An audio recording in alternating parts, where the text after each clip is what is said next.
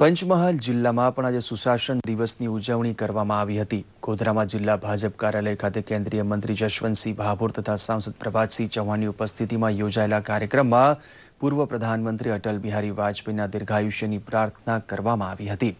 કાર્યકરોએ દેશમાં સર્વશ્રેષ્ઠ શાસન પૂરું પાડવાની પ્રતિજ્ઞા લીધી હતી। મહાનુભાવો તથા પક્ષના અગ્રણીઓ અને કાર્યકરોએ ગોધરા સિવિલ હોસ્પિટલ તથા બહેરામુંગા વિદ્યાલયની મુલાકાત લઈ ફળ વિતરણ કર્યું હતું। આ પ્રસંગે 25 કાર્યકરોએ ચક્ષુદાન કરવાનો સંકલ્પ લીધો હતો। દેશના જનજાતિ મંત્રી તરીકે મને કહેતા આજે ગૌરવ છે